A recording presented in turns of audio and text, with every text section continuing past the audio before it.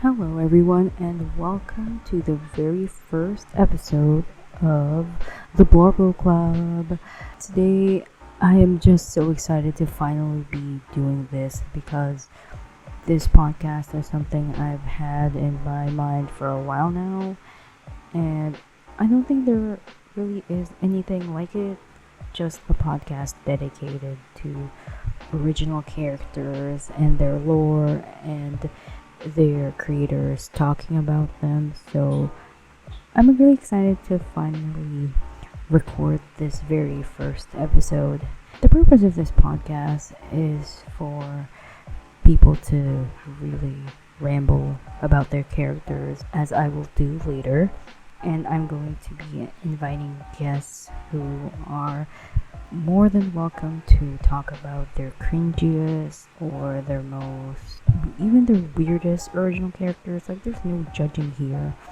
The act of creating original characters, especially during like the DeviantArt 2008 2009 era, that era is really cringe for a lot of people, and there's nothing wrong with that. It's a part of the whole creative process to make things that are cringe at first, but that doesn't make us love them any less. So, talking about original characters can be quite an embarrassing thing, which is why I understand why there hasn't really been a podcast like this before. I think it's cool though. Like, I want to hear how, like, the thought process behind how people create their characters and why they made their character a certain way and how happy it makes them. So with future guests, I'm going to be asking them stuff like, what's their first original character, or like what's the earliest one they can remember, and are they tied to specific fandom? For example, you may have a Warrior Cats original character. I would love to learn more about Warrior Cats and their universe. If you're listening and you have a Warrior Cats original character, let me know. I would love to interview you. They could also have, well, I'll talk more about this later, but they could have a Yu-Gi-Oh! Original character. I made one, and I'm not super big into the Yu-Gi-Oh! Fandom even. Like, I remember playing or watching my cousin and my brother play Yu-Gi-Oh! And I think I developed a crush on one of the characters, and I don't even remember their name anymore, but I made a character just to ship with one of the characters, so stuff like that. Maybe I could also ask future guests about, like I've said earlier, like their creative process. Like, do they make elaborate reference sheets for other artists to refer to when they draw art of the characters, or do they make their own art of their characters, and do they make their own narratives around those characters? So a lot of fun stuff, and I'm excited to bring guests into this podcast. So today it'll just be me. I wanted to start this episode by mentioning a bit of literature on narratives and characters, because just a bit of info on me. I am a master's student. I am studying communications, and the semester is currently not happening right now, so I have a lot of time to record this episode. So I want to read more about theory and narratives before I recorded this. And I found a journal. It's a journal on semiotics, communication, and cognition, and it's volume 16 of the journal. And I found an article by Ibrahim Taha on heroisability. Specifically, it's an anthroposemiotic theory of literary characters. Also, just to share, my favorite theory of communication is semiotics, so symbolism, signs, symbols, all that good stuff. I love reading about that, and I'll dive more into that when I talk about my original characters. Basically, this journal I read is about how characters, the first part at least, is about how characters from before World War One were really the central actor of the story, and narratives were mostly about how things around them happened. Versus after World War One, characters became more of like, or the stories written with them are more on what happens to them rather than what happens around them. So it's interesting to see that shift in how characters are written. That's not really the main thing I got from this journal article. The main thing I learned was that, very basic, the characters drive the narrative of the story. So the reason why I raised this point is that I didn't really have an original character until like last year. Officially, I mean, not like the throwaway Yu-Gi-Oh! Original character, but I didn't really have a fleshed out original character until very recently. And I think it's because I didn't have a narrative to drive. Because it was only when I was given a like narrative to play in, like with role playing, it was only then I found a reason to create an original character. So it's interesting. I've been around like 2009 DeviantArt with all like the wacky or original characters people make with like the red anime hair streaked with silver, or like they have multicolored eyes. It's always the multicolored eyes. So I've been around for that era of the internet, and I looked at a lot of art of original characters from other people, and I appreciated them, but there was, I don't know, I didn't really see the point in making my own. Does that make sense? I didn't see the point in making my own, and I want to invite guests in future episodes to also learn about how they got started in creating their Blorbos. So that's what I wanted to talk about, that article, that it made me realize, like, I guess for the longest time I was wondering why I didn't realize the joy in making an original character.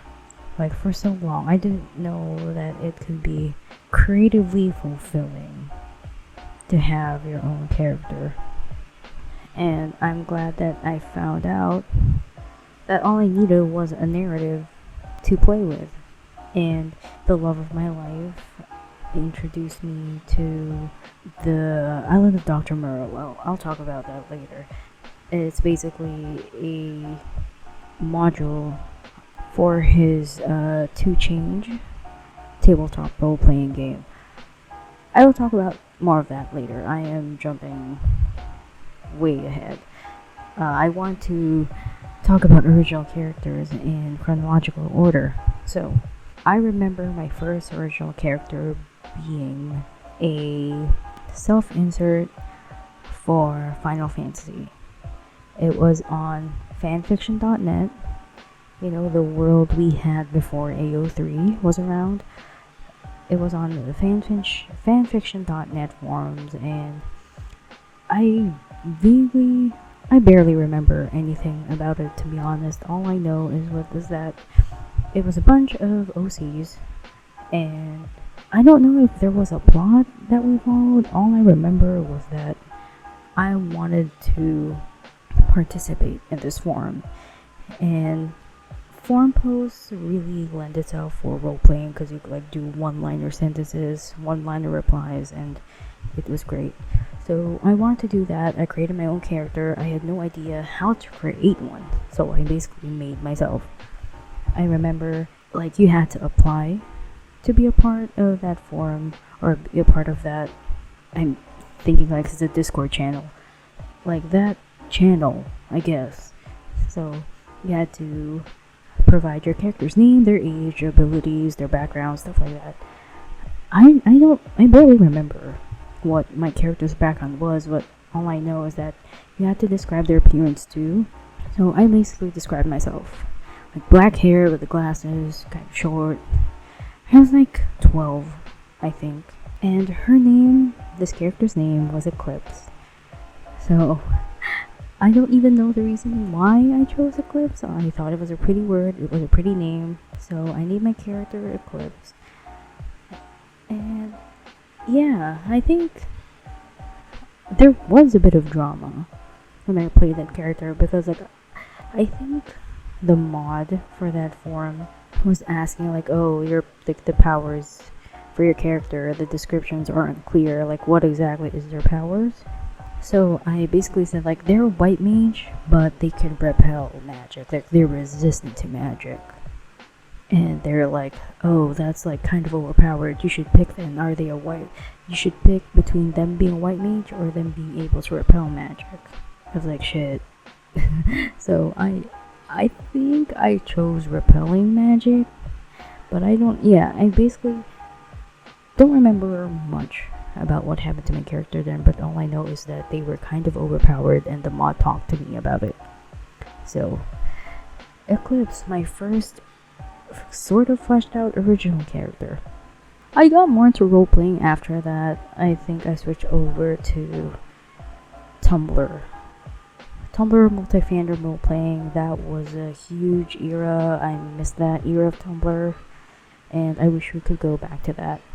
But I don't think I had original characters. I was playing other characters, like Final Fantasy 6, some anime, some video games, Bravely Default.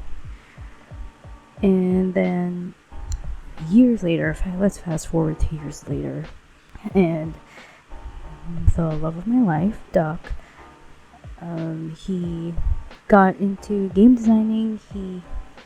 He's made quite a few games. I'm gonna link his itch down below if you are interested in looking into what he has, but he is developing a module for his TTRPG to change, and one of the, I guess, supplements to that is the Island of Dr. Moreau scenario.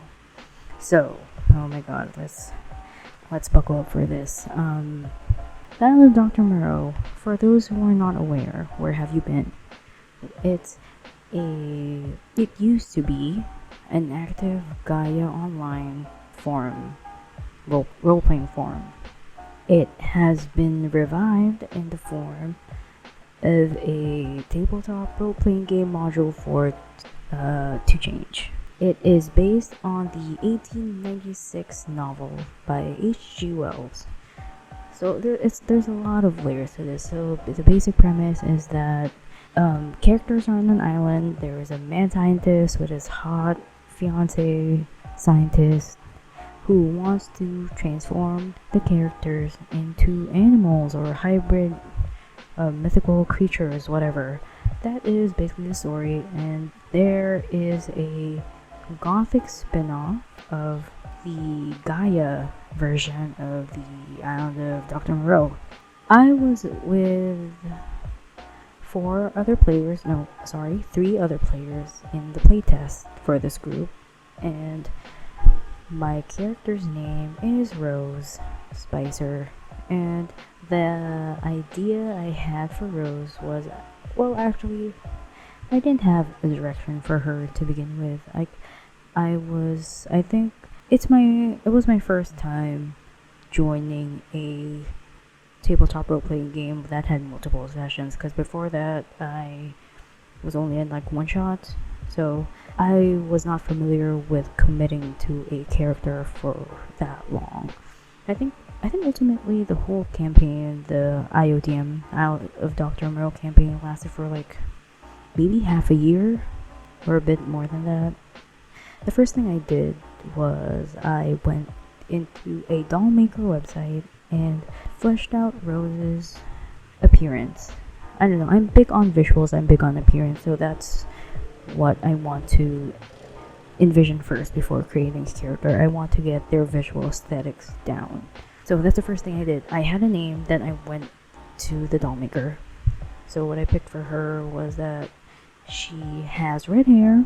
She is basically like, this was like I think medieval era. So We're not being historically accurate here, but let's just say it's not in the modern era. She had red hair, she had long red hair, and she was hot. That's all she had going for her at the start of the campaign. I didn't really know what to do with her. I wanted her to be like an open book, an open canvas, a blank canvas rather. And in my head, I wanted to try playing a character that was not into romance, which is everything I am against. I love romance. Like, romance books are all I ever read. If you're familiar with Tessa Dare, with like the Bridgerton type stories, I love that. It's all I've been reading for years now. And I don't know, like, something in me, there is this shame still, I guess, with reading romance. Like, a part of me felt like, because I think there were characters in like the TV shows that have come out lately, or just like the general archetype of like a woman character being like, oh, I don't want to depend on men, like I don't need a man, you know. So I wanted to create a character that's like that, who doesn't need a man. She's independent, she's a girl boss, she knows what she wants, and it's not romance. I wanted to create a character like that, and I was not happy. Like, I think the first 4-ish sessions, I like played it safe. Like, there were characters being introduced in the sessions that were like hot dudes. So I tried my best to not have Rose, my character, be so involved with them, but I wasn't having fun in the end. So yeah, like in the creation of Rose, I wanted to be quote unquote progressive. I didn't want her to be involved with a man. I want her to be like, I think I made her backstory like, oh, she wants to find her family. Like, it's giving like Disney princess plotline, you know. So I wasn't having fun, and then fast forward a few sessions later, the character that will alter my brain cells was introduced. So, in Island Dr. Moreau, this is basically just turning into an Island Dr. Moreau podcast. Okay, so basically, in the game, you're introduced to NPCs, non-playable characters, who you can take over, or the GM, the game master, plays out for you until someone chooses to play that character. One of the NPCs is named Andrew Smith, and my god, he is one of the bad boys in the game. Actually, when Rose first encountered Andrew, I think I didn't give him much attention. Like, he was like just another dude character, and I was trying to play Rose as nonchalant. So I think the first time Rose ever encountered Andrew, I didn't give much thought to it. But I'm thinking like during the 6th session of the game, the two characters had an encounter.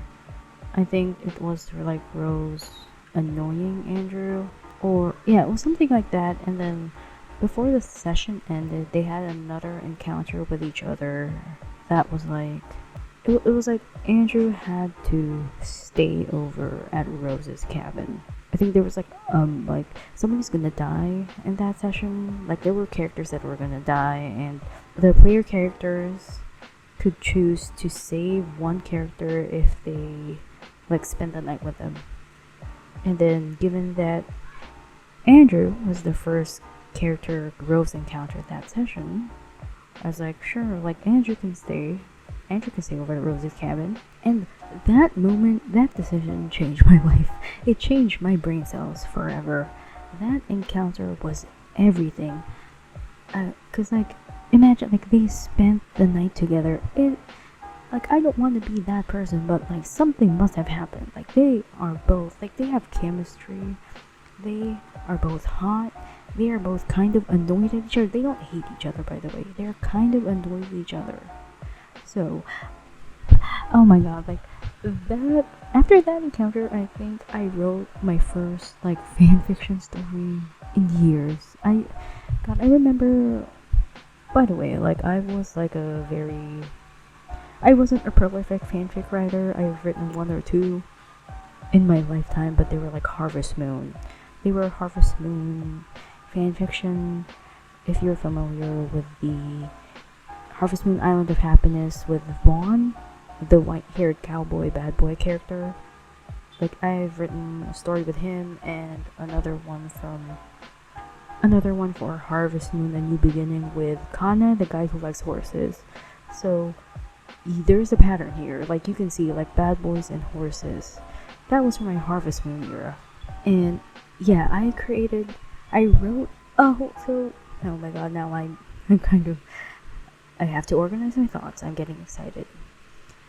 So I wrote a story with my first story in years about what happened in that cabin.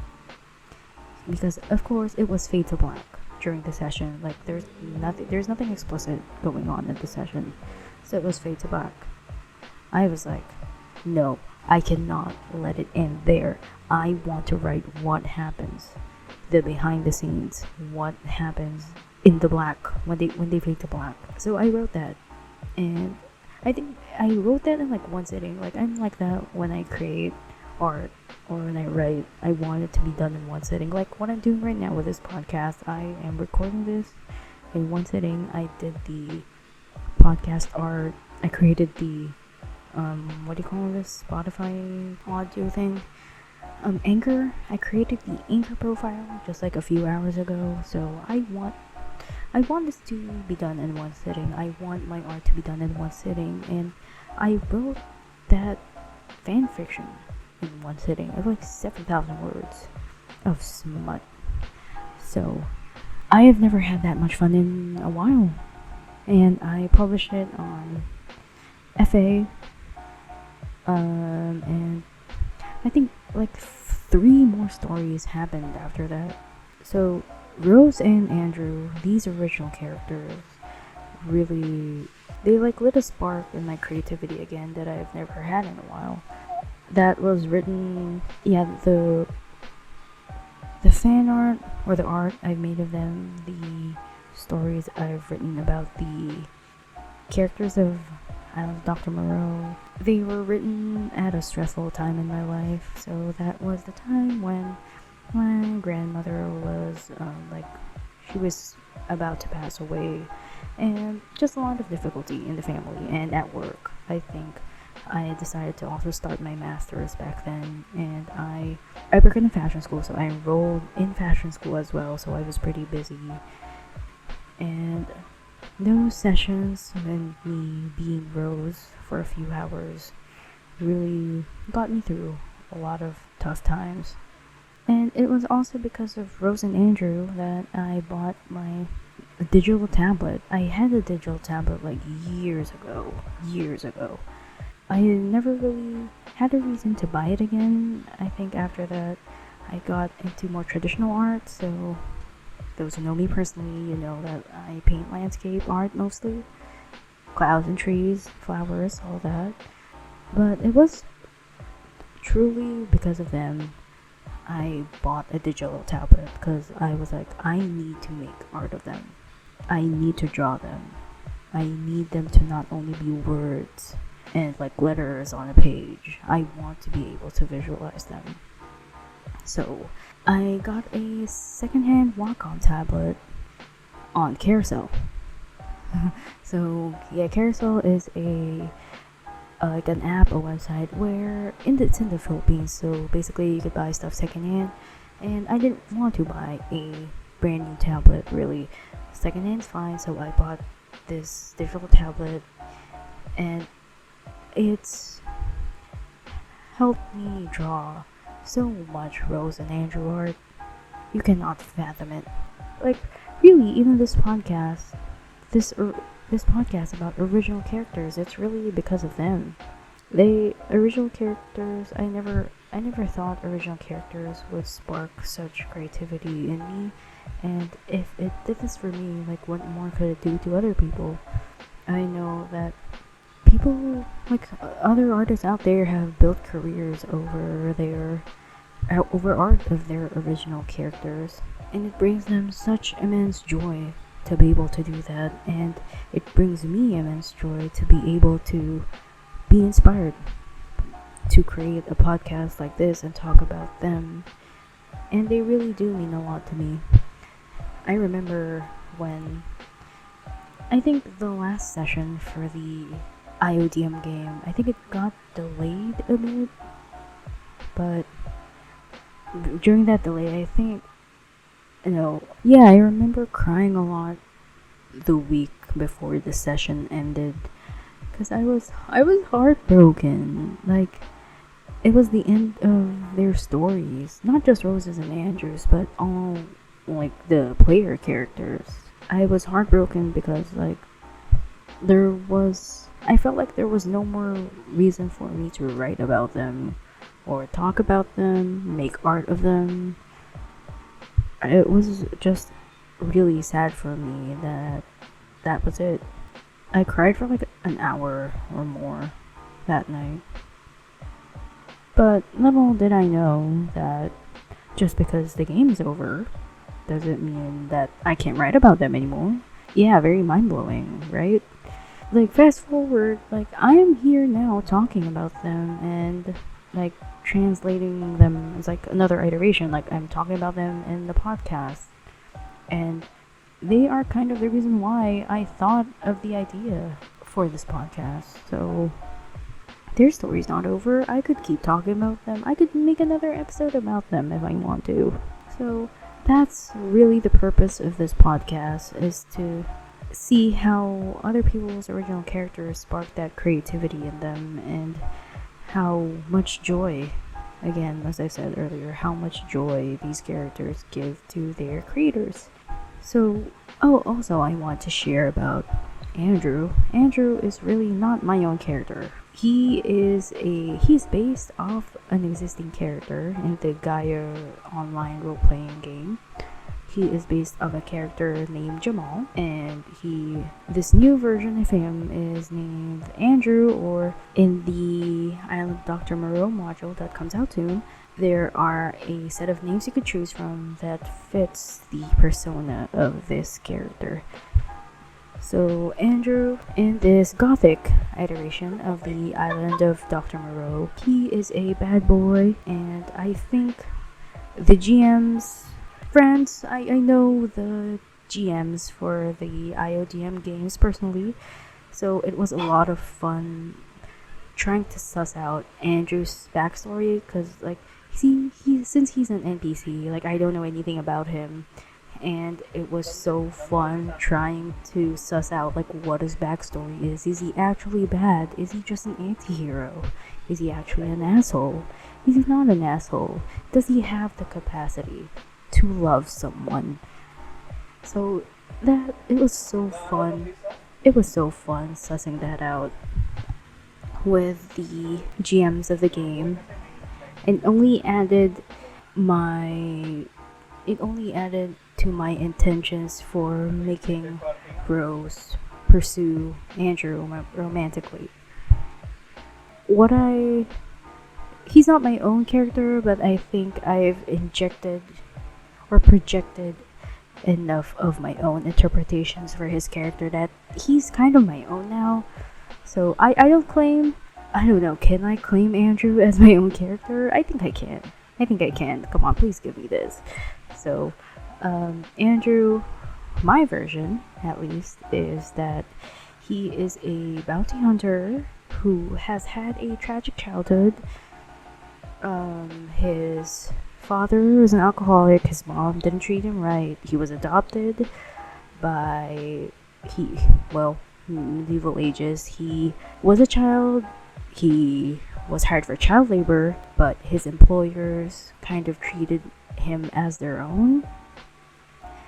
So he ran away from his original family and was brought up by his employers turned parent, and eventually he turned to a life of crime, bounty hunting, and I think his last job, quote unquote, before he somehow ended up on the island of Dr. Moreau is that he got a job killing these vampires and monster type things, and then he felt like he was cheated on, he was sabotaged because he felt like the person who hired him for the job was trying to get him killed, like something like that. So he felt like he kind of got cheated on with that, and then he decided to maybe like run away, start a new life on the island, which the players or the characters do not know. Like, they don't know what their fates will be on that island. So that is my backstory for Andrew, and he met Rose on the island. He was kind of annoyed by her because he didn't know what to do with such a hot, flirty female who has a thing for him. And they hit it off, they started a family. Andrew didn't know that he wanted a family at first, but he was like, we'll keep the baby, we'll start a family together. Oh my god. So he found his purpose, he wanted to be a father, and he also turned into a monster. Like, let's not gloss over that, sorry. So the island Dr. Moreau, the characters turn into animals or monsters, mythical creatures. Rose turned into a Sphinx girl, kind of cat girl. She has wings. In the latest art I draw of her, she is kind of more centaur-like. So she has like a torso and like a kind of a lion cat body. And Andrew, on the other hand, was not meant to be romance. Again, this is like another fun fact from the IODM campaign. The GMs were not expecting Rose to romance Andrew, and he was turned into one of the most horrific mythical creatures. I'm not sure if I have the right to say what he turns to. Like, once the game comes out and additional like modules or spin-offs of the IODM game come out, I'm not sure if I should say what he turns into. I'm not at liberty to say that, I think, but those who personally follow me, know my art, you know what he turns into. He's terrifying. He's not meant to be romance, but I like that about him. That's what we monster lovers love about these men. They are horrific. The stuff of nightmares, terrifying. You would not hit that, but their lovely, lovely wives would. So Andrew's horrific, and I think Andrew also awakened. Andrew awakened my love for Monster Boys. I did not realize how much I loved Monster Boys until I wrote a story with Andrew. There is something appealing about being physically terrifying, but having someone love you despite that, or love you more because of that. So the IODM games really made me discover a lot about myself. So I really want to thank the GMs and like my fellow players for those sessions, because I think I talk about this TTRPG like kind of jokingly, like, oh, it changed my neural pathways and stuff, but it really truly did. And I think that those sessions were a really formative experience for me, because it allowed me the time to play a character and like discover what I wanted out of the characters. I didn't know like games like that could be so life-changing, and also give me the opportunity to make Rose my first ever fleshed out original character in the first place. Like, I cannot stress how much these characters and those roleplay sessions changed my life. They are the reason why I started drawing again. They are the reason why I started writing again. They are the reason why I am starting this podcast. So thank you so much to all the people I played with during those IODM sessions. So those are my two most fleshed out characters. I also want to touch on very briefly the Yu-Gi-Oh character I mentioned earlier. Like just as like a side note, I was watching my brother and my cousin play Yu-Gi-Oh GX on the PSP, and Jesse Anderson with his blue hair, like I love the voice actor. I'm very big into voices, so whoever character it is, as long as they have like a great voice, I'm into them. So Jesse Anderson, props to his voice actor. I developed a crush on him, and also because of his crystal deck. I don't know how to play Yu-Gi-Oh! I have the mere brain of a Magic the Gathering player. I don't know how to play Yu-Gi-Oh! But whenever I watch my brother battle Jesse Anderson, I was like, turn the volume up. Turn the volume up, I want to hear his voice. So yeah, and this crystal deck is so pretty. So I know I have an original character because I think I wrote fan fiction. Maybe it's like a self-insert again. But again, I barely remember. Yeah, the reason for that original character was to fulfill my crush on that Yu-Gi-Oh! GX character. Yeah. So I am sweating right now because I got really excited talking about Rose and Andrew. I want to have, or I want my guests to also experience that kind of excitement whenever they talk about their characters, because I just really want to give them a platform to ramble about them, be excited about them, and I want to share that excitement with you. So if you want to talk about your characters, share them with me, share them with our listeners, please let me know. Like, please hit me up. I would love to bring you onto this podcast. So I think that is it for this episode, this very first episode. And thank you for listening to me ramble about my Blorbos, Rose and Andrew. You will definitely see more of them in the future when I create like alternate universe art of them. Recently I created an alternate universe of them if they were in the Fate Stay Night Nasuverse. I want to create more art of that, and that version of them is so much easier because those who see my art, Andrew's really hard to draw, and in that universe he is just a normal human being. So I would love to draw more of him.